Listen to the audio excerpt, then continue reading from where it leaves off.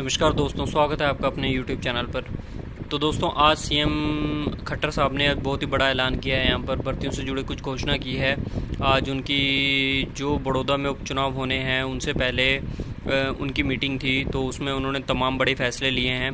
तो उसमें जो भर्तियों से जुड़ी बड़ी खबर है उसके बारे में हम आपसे डिस्कस करने वाले हैं। तो आइए देखते हैं क्या है वो पूरी वीडियो।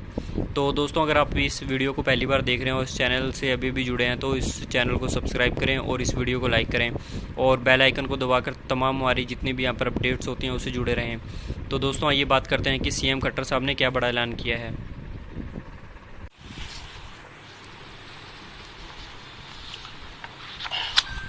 हमारा कर्मचारियों का जो वर्ग है हरियाणा का, हम जैसे जानते हैं सब क्लास ए से डी कुल मिला के 3 लाख से ऊपर का ये कैडर है। तो ऐसे 3 लाख लोग लगातार काम करते हैं, लगभग 30 से 35 वर्ष सब प्रदेश की सेवा करते हैं, अपना काम करते हैं, प्रदेश के एम्प्लॉय के नाते से उनका एक भूमिका होती है।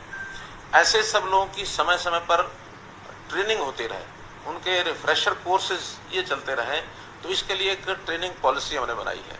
और उस ट्रेनिंग पॉलिसी में वर्किंग जो पॉलिसी है वो काम करते हुए भी उसके लिए कुछ योजनाएं बनी है कि वो 2 हफ्ते से लेकर 6 महीने तक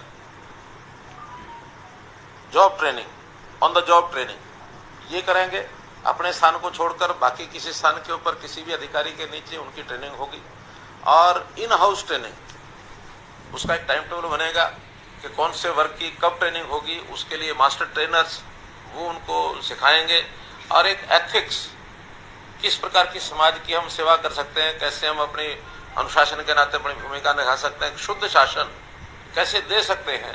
हर 2 साल में हर कर्मचारी को एक बार उसमें ट्रेनिंग करनी होगी। इसमें यहाँ पर जो हमारे सीएम साहब हैं उन्होंने एक बड़ा ऐलान किया है कि जितने भी यहाँ पर हमारे पास कर्मचारी हैं यहाँ पर, चाहे वो किसी भी ग्रेड से जुड़े हुए हों, तो उनके लिए एक ट्रेनिंग प्रोग्राम आएगा। हर 2 साल के 2 साल के टाइम पीरियड में उनको एक बार ट्रेनिंग करनी होगी, चाहे वो 2 हफ्ते की हो या 6 महीने की ट्रेनिंग हो, तो ये उनको करनी होगी। तो इससे एक बड़ा फ़ायदा ये होगा कि हमारे जितने भी कर्मचारी हैं उनको कैसे काम करना है, कैसे एडवांस तौर तरीके अपनाने हैं, तो इसके बारे में उनको अच्छी यहाँ पर जो जानकारी है वो प्राप्त होगी। तो ये एक बहुत अच्छा फैसला है।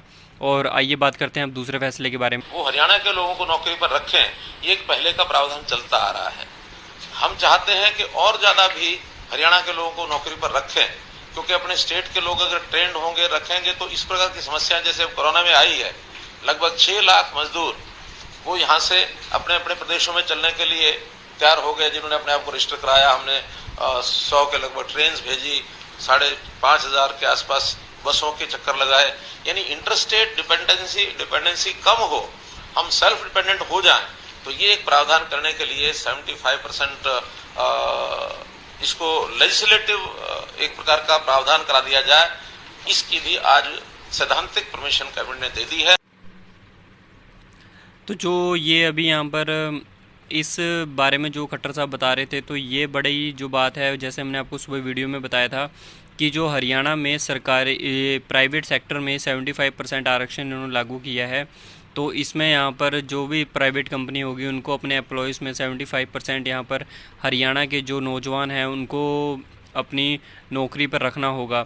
और ये जो भर्ती है ये 50,000 से जिनकी सैलरी कम है, तो आप मानो कि जो ग्रुप सी और ग्रुप डी की यहाँ पर प्राइवेट सेक्टर में नौकरी होती है, तो उसमें 75% यहाँ पर इनको जो हरियाणा के नौजवान हैं उनको नौकरी देनी होगी। तो आइए बात करते हैं कि आगे इन्होंने क्या बताया। जैसे एचसीएस का एग्जाम होता है, अभी तक एचसीएस के एग्जाम में एक ही परीक्षा उनकी होती थी। उस परीक्षा के आधार के ऊपर कंबाइंड जो अलाइड सर्विसेज का रिजल्ट होता है उसको निकाल करके हम आगे बढ़ते थे। अभी एचसीएस के भी जैसे आईएएस का रिजल्ट होता है, आईएएस का एग्जाम होता है, उसी प्रकार से एचसीएस में एक प्रावधान किया है कि 2 परीक्षाएं होंगी। एक उसमें सीएसएटी